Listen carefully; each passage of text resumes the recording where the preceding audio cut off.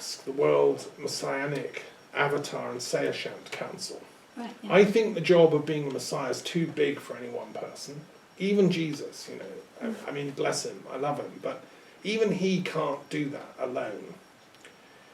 You know, he needs to work with a team, like a matrix. So I know advanced swamis in India, and there are, you know, avatars in India who are working on a very, very high level of spiritual intensity. In the Zoroastrian tradition, they call this the Seishant, who is the kind of messianic figure, who will come back to lead the forces of Ma to truth, righteousness, Asha, they call it. You know, in the Norse traditions, they have a similar story. Odin is going to lead the forces of light at Ragnarok, and you know, Thor and all the good gods, etc. And in the Celtic traditions, Lu, the god of light, will defeat the evil demons of Tory Island. You know. Yeah. So I think it's a group effort, and I believe in okay, so the collective work of redemptive reason. As a scholar who loves the Logos, you know, Christians say the Logos incarnated in Christ. I say, having read my Hegel, that the Logos incarnates in every human. That's what makes us human. And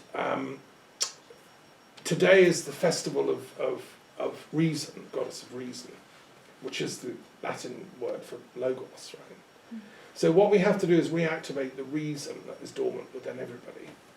Whether you're Hindu, Buddhist, it doesn't matter what your outer religion or your colour. You can be black, white, yellow, red, Eskimo. You know, we all have the Logos. Yeah.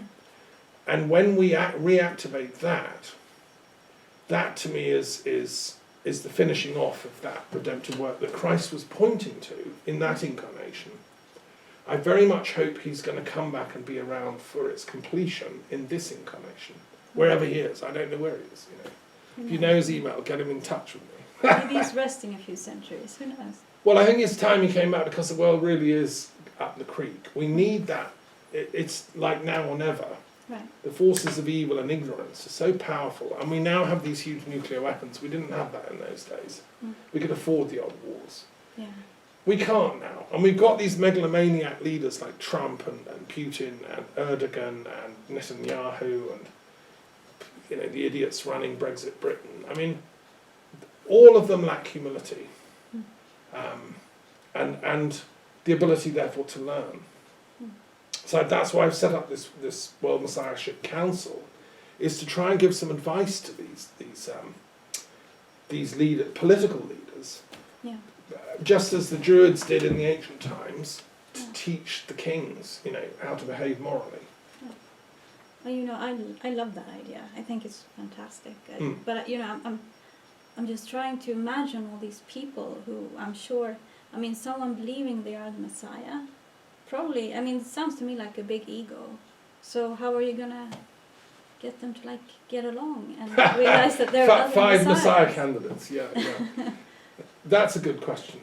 I think a true Messiah has that humility. A true Messiah, whatever that means, is a redemptive, spiritual insight giver, a teacher, planetary teacher, whatever you want to call it. David Spangler used to talk about the planetary teacher. George Trevelyan, one of my teachers, talks about the collective awakening of humanity. You know, there was a debate in Spain with a great Jewish savant called Nachmanides, who was the greatest rabbi of Judaism at the time. He was a Kabbalist in Spain and in the 1200s. And he was forced to debate with the Dominican priests who were advising the King of Spain. And they wanted to prove that Jesus was the Messiah, right? And that he, as a Jew, should become a Christian.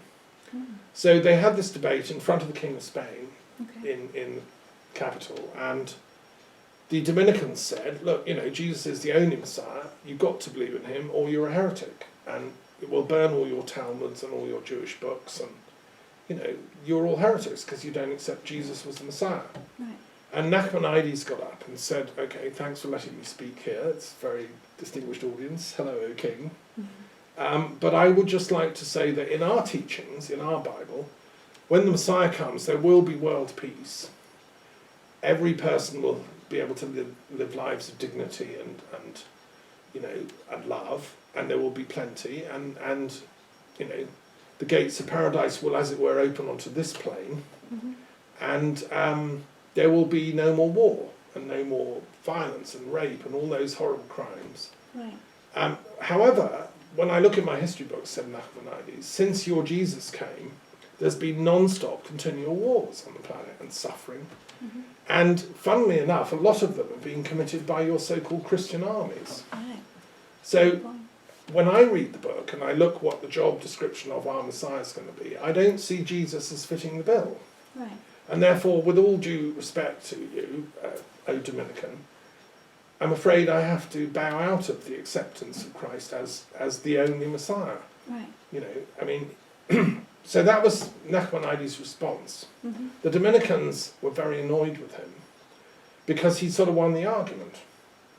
And they engineered that he was kicked out of Spain. The king, however, was very impressed by it, Right. which is interesting. And he said of him on the record, he said, "I've never heard a more eloquent and intelligent person discourse with whom I disagreed." Okay. He had to cover his back, right? Right. Right. Because he was a Christian king, okay? Of course. But the Dominicans afterwards, who were at the same time beginning to persecute, and had started by persecuting the Cathars, who were Gnostic Christians, they were more intelligent types, really. Right. They then engineered that Nachmanides was thrown out of Spain, banished, exiled, set free with a donkey to go.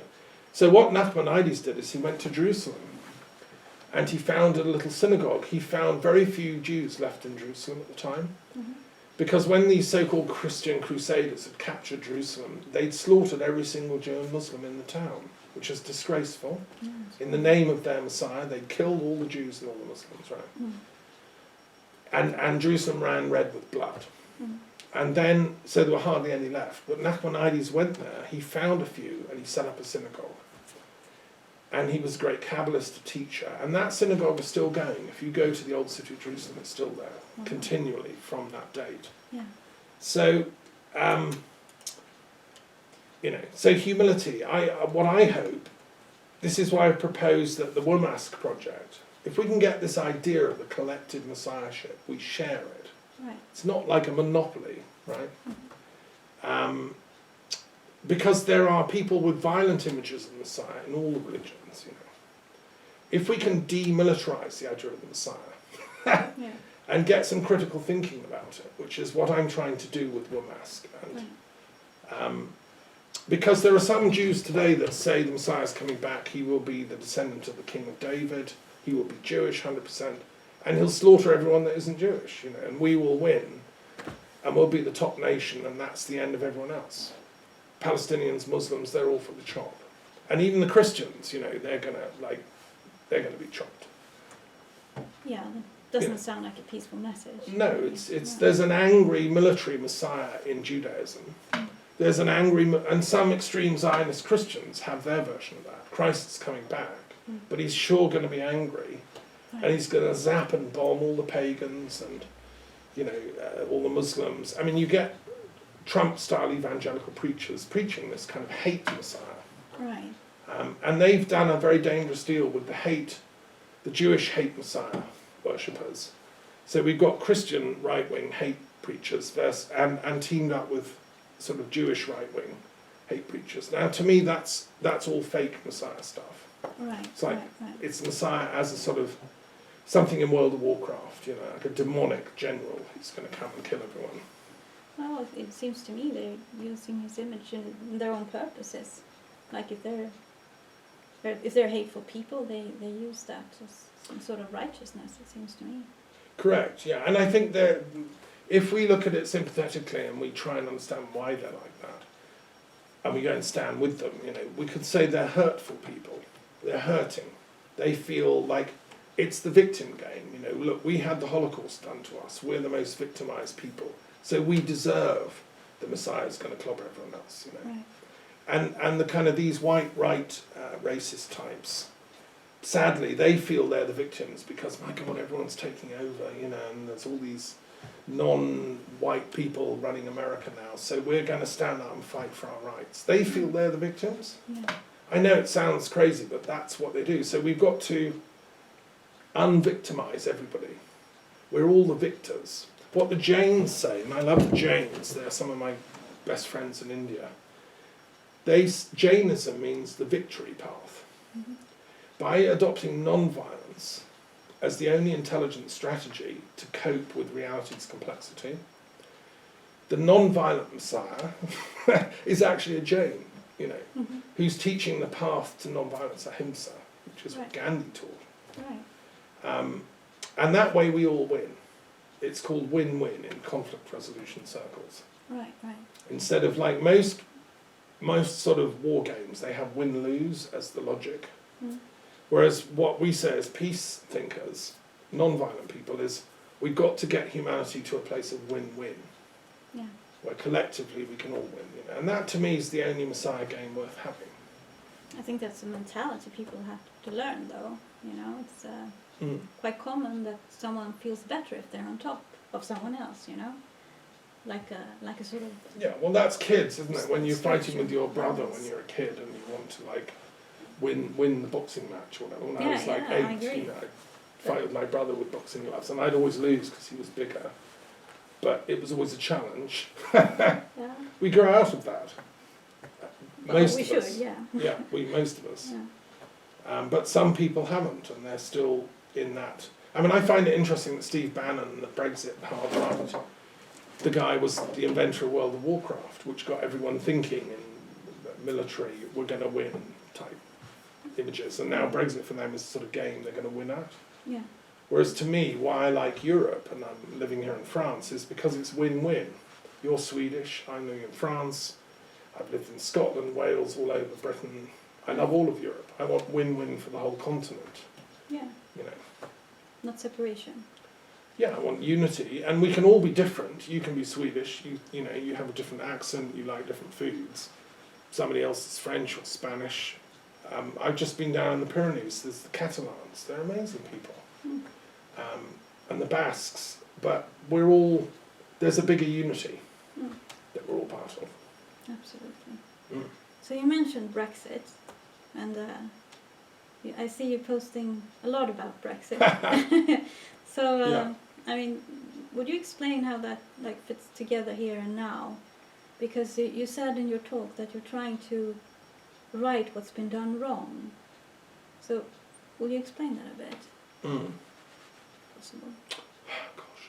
Well, I mean, obviously, I've been inspired by many events and much learning over many years. I've been an inveterate scholar since I first began my intellectual journeys, you know, my teens. Right. I got very interested in Buddhism when I was quite young, took Buddhist initiation, and that was like a bolt of lightning. It was the first time I realised reincarnation was probably factual, not just like something in books. It made sense of life. Right.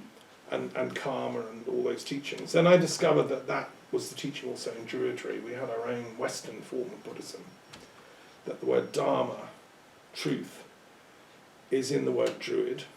And I took a vow to try and live that as much as possible. Mm-hmm. And I've done that ever since, wherever I've been working or teaching. I've taught in schools and universities and travelled in about 33 countries. And then I launched Philosophers for Peace, because it seems to me that the biggest challenge to us intellectuals and philosophers and teachers is to stop this planet self-destroying. I mean, I'm just here because I love this world. I love the planet. You know, I love people. I love animals, nature, the sun, the moon, the stars, and the mountains and the rivers. And I don't want to see it destroyed in a nuclear war. That would be such a catastrophic moral crime done by us humans. Right. And I'm one of the team of teachers on this planet, and there's, you know, fortunately quite a few of us, but not quite enough, you know, well, who are trying to prevent that self-destruction. Right. And so I've been on the lookout, I've been active campaigning against ignorance. Yeah. You know, Yeah. there have been outbreaks of violence that have been happening on my watch, you know. Right. The Afghan invasion by the Soviets was a mistake, you know, I was opposed to that. Right. but I was also opposed to the West arming the militant Muslims to fight the Soviets and creating, you know, war game battles. I was saying, let's have mediation and peace here, you know. I've been trying to say the same over conflicts in the Middle East, Israel, Palestine, trying to get a just two-state solution, you know. I set up the Truth and Reconciliation Commission for the Middle East. I've travelled in Israel, Palestine and different Middle Eastern countries, still asking for that. And I've studied all the different religions like Islam, Christianity and Judaism in great detail, and I think they can be reconciled. Why I'm against Brexit is because it's yet another outbreak of ignorance, which just gives me nightmares, because it's so short-sighted. You know, I mean, I know what it is to be English. I was brought up in an English-speaking culture. My parents were from Britain, and I grew up in Brighton, and my university is London, and you know, I taught at Oxford and so on. So I understand what I can't accept, because I lived in Scotland for 7 years and I lived in Wales for 10 years, and I'm totally at one with the Celtic part of British identity, and I'm part Irish. I cannot accept this English superiority thing, whereby the English MPs think, and the English voters think, they have the right to force Brexit on the whole country, even though Scotland wasn't for it and Northern Ireland wasn't. And you know, it doesn't take a genius prophetic druid to realise that the UK will break up if they pursue that. And because I love the UK and what it stands for intellectually, which hitherto was a kind of rational spirituality, what Britain has done in the history of science with people like John Locke and Francis Bacon, you know, there's an empirical rational spirituality at the heart of the British mind, which I respect. They seem to have completely and utterly lost the plot, and now they're doing something so rational, Brexit, going over a cliff, that I'm just a medical doctor saying to my patients, don't jump out of the hospital window. I'm trying to talk them down off the window. And they're, the rude ones, the rude Brexiteers, are saying, it's my right to commit suicide. I voted for it. I'm going. You know, well, I think, okay, it's their right individually to commit suicide. If they individually want to do Brexit, let them go to the moon. You know, they don't have the right to inflict collective suicide on the entire nation. Dragging the whole country down. Yeah. So that's why I'm just a scientist, just pointing out the consequences karmically of what people's choices are. Okay, send the right, doctor. Thank you. The feeling I get from the British friends I have, a lot of them, that, I mean, most of them seem to be completely against Brexit and think it's a horrible idea. They're just horrified, basically. Right. They don't understand you know how some it nice can people. happen.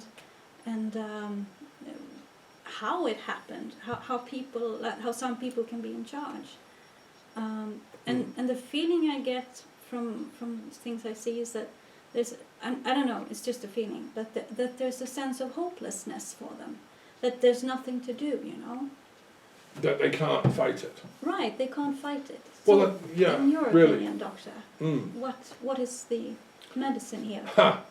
Well, no, that's very sad, and I think that is being generated deliberately by the elites that want Brexit to happen, who are doing it for selfish reasons, egotistical reasons. I mean, they've perverted what was a sort of, there's a noble thing about Brexit, which is we want autonomy, we want maybe small-scale greening of reality, you know. All that's fairly noble. The irony is that the European Union is trying to do that anyway, and that's our best way of doing it. Right.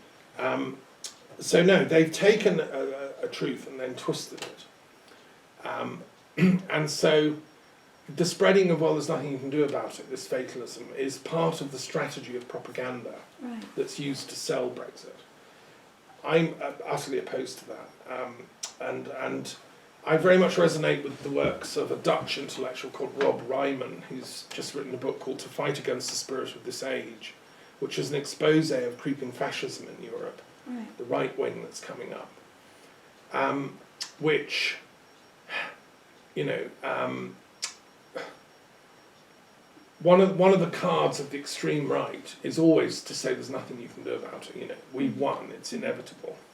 Yeah. What people like me and Rob and he talks about earlier intellectuals, people like Thomas Mann, who opposed fascism back in the 20s and 30s. Yeah. We have a duty to go on pointing out the truth against ignorance. Okay. Right. I'm not, you know, I have nothing personally against people if they voted Brexit or not. And I'm sure many of my former students probably did. I mean, I've taught in, for instance, I was head of religious studies in a school in Nottinghamshire, in Mansfield, which was one of the highest Brexit voting areas in England. Right. And I know them, they're fundamentally good people. But they've been misled and miseducated by the British press, Right. who are owned and manipulated by extremely wealthy people, like the brothers that live off in the island near Jersey, who own the Daily Telegraph, people that own the Daily Mail. And it's really very selfish reasons. They just don't want to pay tax. They want to have their money in offshore accounts. Yeah. They're not prepared to be part of a collective system of responsibility and accountability. Right. Because it affects their everyday life. It affects some of their millions, you know. Oh, right. But I don't agree. You see, I was born into a left-leaning family. My mother was a communist in the war, and she believed in the social idealism of Marx and egalitarianism and the left, which is that we share communistically what we have, the wealth we have. Mm. And if somebody's totally poor, you have some social, safety net for them. Right. Not this hard right will let them, you know, sleep on the streets and go to the dogs type of attitude. So I believe in social solidarity. Yeah, because people who want Brexit, they have something to gain by people being divided and the yes and no sides being against each other, right? Well, I mean, I suspend judgment on you know, who I don't know how Boris Johnson, Theresa May, Rees-Mogg and co sleep at night. I don't know, you know, like, do they not have a conscience? Do they not see what the effect of Brexit will be on the streets and in people's lives and broken families? I mean, I live in France, but my family lives in England, you know. It's, you know, I want to be able to freely come to and fro and celebrate the whole European continent. It's my country, I regard it. So these people, I think what happens with a certain type of elite politician is they've been brainwashed to think in tunnel vision terms. Mm-hmm. That's how you succeed in political parties. Basically by learning to lie successfully and strategically. Mm. I think it was a mistake when Machiavelli said that, you know, that's the kind of way politics should develop. He said that? Well, he said that, you know, the strong prince will lie creatively and use force and violence against your enemies and blah, blah, blah. You know, it was Italian Renaissance realism. Mm. And these people have all read their Machiavelli, The Prince, so they say one thing and then do another thing behind your back. Oh, God. This is, I think, we need to evolve to a higher level of politics, right? Whereby we say the truth, and we stand for the truth, and when we don't know something, we admit it. Right. Whereas politicians, they never say, "I don't know. Maybe I'm wrong. Maybe Brexit isn't such a good idea." You know, wouldn't it be amazing if Theresa May, who I had met and corresponded with, had got up in Parliament and said, "You know what? I've been thinking about this last few years. Maybe Brexit isn't such a clever idea. I think I'm going to postpone it by rescinding Article 50. You know, I think they missed their goddess initiation. That's what I think. Ha! Thank you. Yes. Yes. Yes. I agree. Theresa never did. I mean, her father was a vicar. Yeah. Never got the higher, you know, humility classes. Right. You know, and that's the problem with politics. My solution to that is to propose that politicians should have to swear a truth oath when they take office. Right. In Sweden as well, I recommend it. Go back and tell your parliament. Yeah, everywhere. Every democracy at least. Yeah. So that if a politician, and I admire some of your Swedish politicians, I think your foreign minister has been very brave, standing up against Saudi Arabian human rights abuse, for instance, and the Saudis have been trying to get her sacked. Mm. You know, every politician should have to swear to tell the truth. Right. And if they're found to deliberately lie, they lose office automatically as an MP. Right. If that was passed into law in every parliament, it would totally transform politics. We'd have truth-speaking politicians. Right. And to me that's part of my ancient Egyptian love of Ma'at, the goddess of truth and order. Without Ma'at, there can be no peace. We lack Ma'at, we need the goddess of truth and to come back. Yeah, and justice. Absolutely. Yeah. But, if they're... I'm like curious to people who sit there and feel this hopelessness. But you say it's their strategy. But what do people do if they want to change something? Well, they can get active. They can. I've set up here in France and Britain a thing called the Centre for Bremain Studies, Right. which is an academic initiative. I'm just about to publish a book in the next few weeks, going into like 150 different topics about why Bremain is better than Brexit, in detail, giving the arguments, and to me as a philosopher using reason, the case is absolutely factual that Bremain is better than Brexit. Right. So people can study. I mean, I'd love to teach courses. I've written to the political science profession in the UK and offered to come and do lectures, run symposia on Bremain. I don't know what's the matter, why there aren't more academics like me speaking out against this. There are a few. The master of the New College of the Humanities, which is in Bloomsbury, where I used to be teaching, has made great, statements against Brexit. There are some good people, but I used to run meetings in the House of Lords when I lived in London. Right. If I was in London, I'd be having weekly meetings in Parliament and getting philosophers and intellectuals together. Right. Because I wanted to set up a philosophy club in Parliament for MPs and Lords, beyond party. I don't care what party they are. They should just come and learn how to reason. Absolutely. Because they don't really. They just do. I mean, watching Theresa May and Jeremy Corbyn fighting in Parliament, it's ridiculous. They just you're stupid, we hate you. And she was rude back, and, there's a low level of debate going on. Yeah. So to increase that, we need more philosophers in Parliament, more people that can reason all sides of an issue, think it through, put truth beyond party, and then find the solution that is going to work for everybody. Yeah. That's why I'm more in favour of the Liberal Democrats, the liberal tradition of British society, going back to Gladstone and John Locke, going back to the Enlightenment, Jeremy Bentham, and utilitarianism. You work for the maximal happiness of everybody. You find the formula that works. Brexit is the formula for maximum unhappiness. It's the complete opposite of ethical, project. But what I'm pleased to say is that the majority of my compatriots are waking up. They're beginning to vote Liberal Democrat. They've seen through the nonsense of Brexit. Yeah. It's just a question of a race to the finish. Are we going to get there before Halloween? Yeah. That's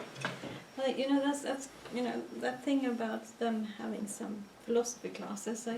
I think what I like about the ancient times when you had kings and so on is that they were married to the land. I mean, that was their wife, sort of, in a ritual sort of way. Right.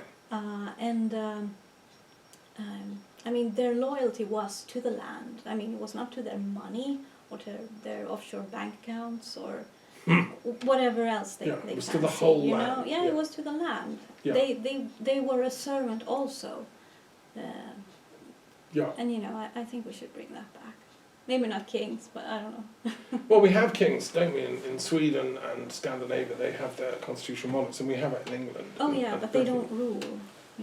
Well, no, they're constitutional monarchs, which is great. But they do symbolise, at their best, that responsibility for nature and ecology. I've met Prince Charles, who will become the next king, hopefully, of a United Kingdom, if there is such a thing. Right.